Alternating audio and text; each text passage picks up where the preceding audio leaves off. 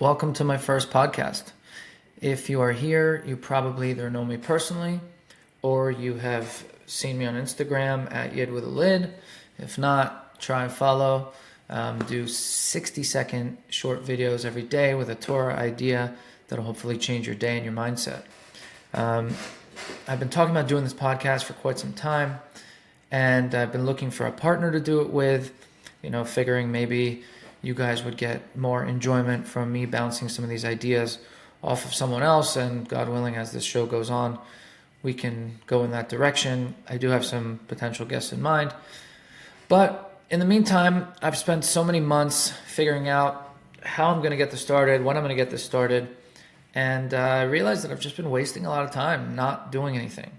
So now I'm here, and what inspired me was that yesterday, Sunday, December 1st, I went to the Kinnas Hashluchim of Chabad, the international convention of Lubavitch emissaries, the Shluchim, the people I like to call the Navy SEALs of the Jewish population, the people who have dedicated their lives to being there for God, being there for the Jewish people around the world. Anyone who's ever traveled clearly knows about what these emissaries do, how they give up their lives and their wives' lives and their kids' lives in order to really just be there. There was recently in the news, unfortunately, a shliach in United Arab Emirates, Rabbi Tzvi Kogan, alav shalom, who passed away, who was murdered by Iranians after being kidnapped. And so people are, maybe exposed more to the light of what these people do, what these shluchim do on a daily basis, how they literally put themselves in harm's way just to ensure that there's a kosher meal or Shabbos candles being lit somewhere. And I don't have to tell you about Chabad and what they do, because if you're here, you probably know. If not, reach out and I'll be happy to tell you all about Chabad. But I went to this kinnis, and it was, you're standing in a room with 6,500 people, a huge banquet, which is the culmination of an entire weekend worth of focus groups and Hasidic gatherings and prayers, and just like one big recharge for all of these shluchim, where they come together every year and they get to just, kind of recharge. And I'm sitting there going, wow, these people are special. What the hell am I doing in my life? And I was like, you know what? It's time to start this podcast. So I don't have a partner today. I may never have one. There will definitely be some guests along the way. But it's time to just go. We often have all these plans and we say we're going to do them later, we're going to do them tomorrow, we're going to do them next week, and we just end up wasting a lot of time. So for me, that time is right now. So if you're here, thank you for listening. I want to talk about the Kinnas, and obviously there's so many things that people can say about the Kinnas. Just amazing organization that the Lubavitch Rebbe created of this network of shluchim, or emissaries, that go around the world and really expose themselves to the elements, so to speak. It's like they're, kind of living in a hurricane of non-Jewish life, and are building a shelter wherever they are, in order so that other Jews can have godliness wherever they are in the world, whether it's travels or their lives. They're also bringing godliness to places that would normally be remote. They would just be, devoid of Judaism. So it's pretty incredible, and there's obviously nice speeches, and just the unity of having that many Jewish people.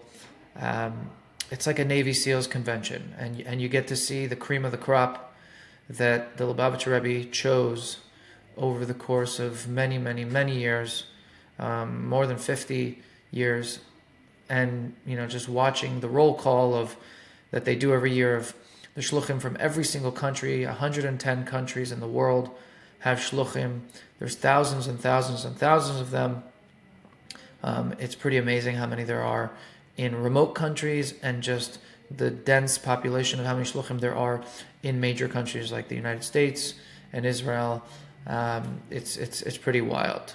So it's just really a spectacle to see, and I encourage everyone to go. Anyone who hasn't been, you can go as a guest of a shliach. That's how I went. It's really an inspiring night and just kind of a feel-good atmosphere. Something that I took away from that, though, is that even the Navy SEALs need a recharge at some point, right? I mean, these people are clearly the best. They give up their lives for God or for the Jewish people. And, you know, whether you're a shliach in Baltimore, Maryland, or the Upper West Side of Manhattan, or you get to live in LA, or you're in Zambia, or you are who knows where, right? I mean, they're calling out roll call from places all over the place. Life is not easy as a shliach. Just like a Navy SEAL, I mean, you don't get to just sit in an air-conditioned office, just giving, handing out uniforms to soldiers, right? I mean, you are underwater, doing secret missions, and even if you are mentally or emotionally or physically cut out to do that job, which every shliach is, which is why the Lubavitch Rebbe sent them to do that job, it's still not easy. I mean, these people need some sort of, recharge and affirmation. Something that says, okay, we work hard all year. We know what we do. We're proud of what we do. We're happy to do it. But even the best of the best need a reboot sometimes. They need their battery to be charged. And being in a room, I know I was a guest, so for me it hits different. But I can't imagine being a shliach and seeing all these other shluchim around the world and just being like, wow, I'm not alone in this, My purpose, I know why I do it, but seeing that everyone else here has the same purpose, and it's all one purpose. And it's incredible to see what the Lubavitch Rebbe put together. I mean, if this was, a Microsoft convention or an Apple convention or an Amazon convention, where one man had the vision to set up this kind of enterprise, and everyone was around working towards that same goal, I mean, that would be incredible on its own, let alone the fact that this isn't a business for these people. This is a life. This is an eternity for these people. Having that recognition, being in that room with all of those people who share the same life goal, same values, the same mission. I'm assuming, and I don't know because I'm not a shliach, but I'm assuming that this is like the biggest infusion of hell yeah, you did it, right? You're going to keep doing it. And this probably re-energizes the shluchim throughout the whole year, especially with difficult times, especially when a shliach gets murdered just for putting tefillin on other Jews who are there, just for being, you're a target, just because you're spreading godliness. It must be a real boost. And it kind of got me thinking, every single person has some sort of mission, right? We're not all Navy SEALs. I know I'm not. Some of us are just basic foot soldiers. Some of us are driving tanks. Some of us are just handing out uniforms.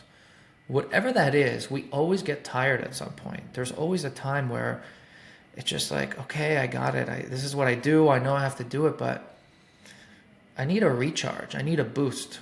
And I was thinking about it, that the best recharge we can have is to follow this Kinnas Hashluchim, is surround ourselves with like-minded people who are working towards the same goals and saying, hey, how do you get through the day? What keeps you energized? And even just being in a room with those people really provides a good boost and a good home or a good safe space. It might be your spouse. It might be your kids. It might be your best friends. It might not be any of those people. It might be people you work with that are working towards the same goal. I find that life is strange, and you oftentimes find people in your life who you should have nothing to do with, but that are just so like-minded in their purpose. And maybe those are the people you need to recharge with. Maybe it's a book. Maybe your mission as a Jew is to give tzedakah, and so you have a certain sefer, a certain book that constantly reminds you of the importance of tzedakah. Maybe it's an experience, a life experience that you go back and think about what motivated you in the first place, right? Write it down. Videotape yourself, record yourself. No one has videotapes. Record yourself, just a 30-second clip of why do I do what I do? Why did I get started doing that to begin with?